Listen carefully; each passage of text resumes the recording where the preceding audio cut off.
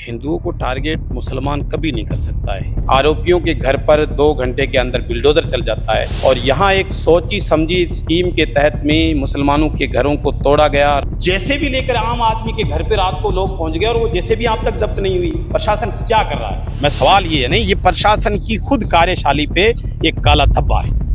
देख रहे हो पीके टाइम्स। मैं हूं श्रवण गढ़। हाल ही में हुए भूनिया प्रकरण को लेकर जो वहाँ के स्थानीय कुछ ग्रामीण हैं जो एक बार पहले एसपी से मिलने आए थे, उसी के बाद वहाँ के जो हिंदू समुदाय के लोग हैं वो भी एसपी को उन्होंने ज्ञापन सौंपा था। उनका आरोप था कि विशेष समुदाय के लोगों ने खुद ही मस्जिद की दीवारें तोड़ी और हिंदुओं को टारगेट कर रहे।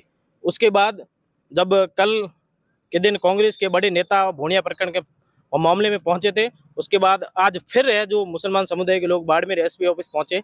इनसे जानेंगे कि ये क्यों आए हैं। सर, आज एसपी ऑफिस पहुंचे हो, किस मुद्दे को लेकर पहुंचे हो? सर, मैं शफी जमील कासमी AIMIM जिला अध्यक्ष हूँ बाड़मेर का। और जिस दिन ये घटना घटी तो सबसे पहले मैं भूनिया पहुंचा था और भूनिया ही में मेरी डिप्टी से बात हुई थी, वहाँ के प्रशासन से SDO साहब से भी बात हुई थी। उन्होंने 3 दिन का मुझसे ही समय लिया था। उसके बाद में उस मामले को गलत रूप देने के लिए कांग्रेस और भाजपा दोनों ने अपने अपने तौर पर प्रयास किए हैं। लेकिन मेरा सीधा सा प्रशासन पर आरोप ये है कि विशाला की एक घटना घटी और विशाला की घटना की सर्व समाज ने जो कुछ हुआ उसकी निंदा की, लेकिन उसके बाद में आरोपियों के घर पर 2 घंटे के अंदर बिल्डोजर चल जाता है और यहाँ एक सोची समझी स्कीम के तहत में मुसलमानों के घरों को तोड़ा गया रात को 2 बजे। और आम आदमी के हाथ में बिल्डोजर दे करके प्रशासन ने दिया। वो बिल्डोजर आज तक नहीं पकड़े गए हैं, वो जैसे भी आज तक सीज नहीं हुई है। वो मुजरिम जो नामजद थे वो आज तक पकड़े नहीं गए और कहीं ना कहीं उसको बचाने के लिए प्रशासन एक राजनीतिक दल के शरण में नहीं बल्कि उस राजनीतिक दल को ताकत देने के लिए प्रशासन अपनी ईमानदारी को खो बैठा है। इसलिए समाज में भारी आक्रोश है और जो लोग शांति वार्ताएं करने के लिए भाईचारा इस तरह नहीं बनता है। भाईचारे के लिए कानून व्यवस्था को ठप एकदम टाइट करना पड़ेगा और अगर कानून व्यवस्था टाइट नहीं होगी तो वही होगा जो आपने देखा, एक चलते हुए ट्रक में एक आदमी को पत्थर से मार दिया गया। विशाला की घटना देख लीजिए, ये सिर्फ कानून व्यवस्था का फेलियर है। हम आज के नए एसपी साहब से और कलेक्टर मोहतरमा जो नई आई है उनसे यही डिमांड करने आए हैं कि प्रशासन जिस तरह से शासन और प्रशासन का ढीलापन है और वो एक मुजरिमों को शरण देने का काम कर रहा है, ये बहुत ही दुर्भाग्यपूर्ण है। हम इसकी कड़े शब्दों में निंदा करते हैं।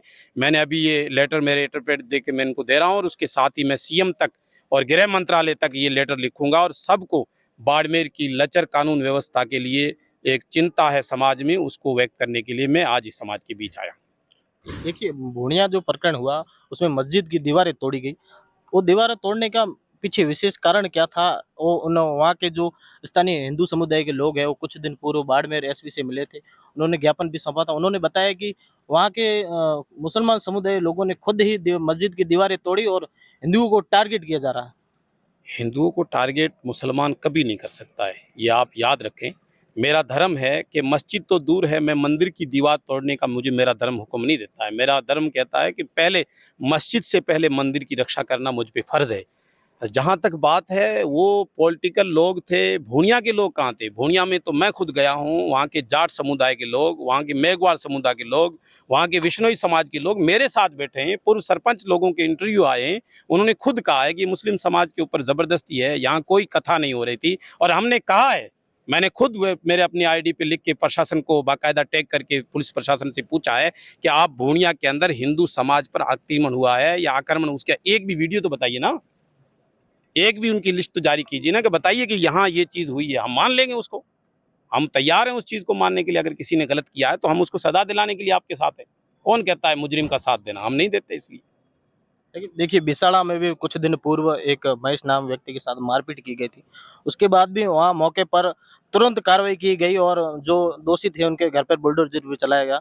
लेकिन भूनिया प्रकरण को आज कई दिन हो गए लेकिन इस पर कुछ कार्रवाई नहीं हुई। इसको लेकर आपकी क्या राय है? मेरा सीधा सा सवाल है प्रशासन से कि जब उस महेश पे जो हमला हुआ वो एक घर, किसी के घर के अंदर घुसा, उसके बाद में उसके खिलाफ जो उन लोगों ने किया, उसके बाद में आप लोग वहां पहुंच करके उन कार्रवाई की। एक आबादी भूमि में अंदर बनी हुई दीवार को उन्होंने तोड़ा। उनका एक बेचारों का व्यवसाय का एक छोटा सा वो बना हुआ था कबाड़ सा, उसको आपने तोड़ा है, फ्रिज तोड़ा है। मैं खुद मेरी आंखों से देख के आया हूँ। और यहाँ जैसे भी लेकर आम आदमी के घर पे रात को लोग पहुंच गए और वो जैसे भी आप तक जब्त नहीं हुई। प्रशासन क्या कर रहा है? मैं सवाल ये है नहीं, ये प्रशासन की खुद कार्यशाली पे एक काला धब्बा है।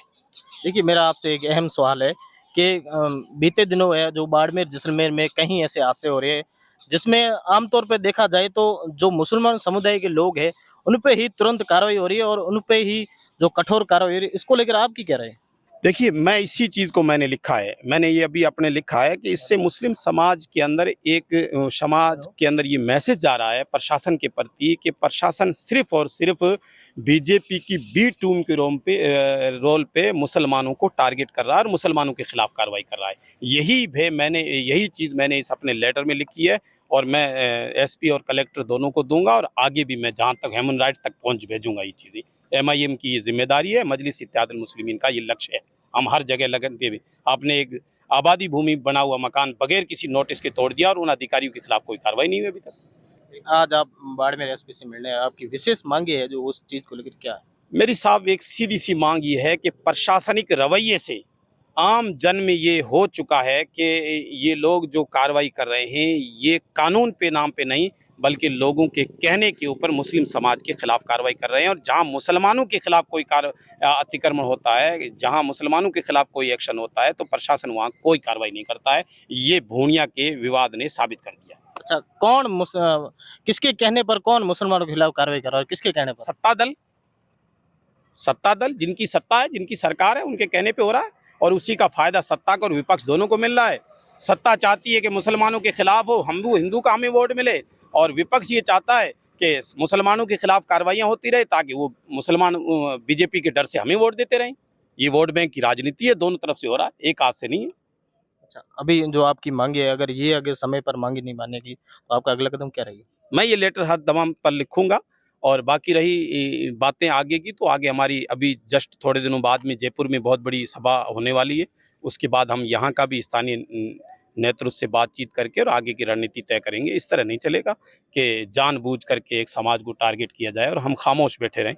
ये चीज़ नहीं होने वाली है। हम अपने दम पर और अपने अपने जितनी हमारी जिम्मेदारी है उसके बेस पर इस लड़ाई को लड़ेंगे और आखिरी दम तक लड़ेंगे।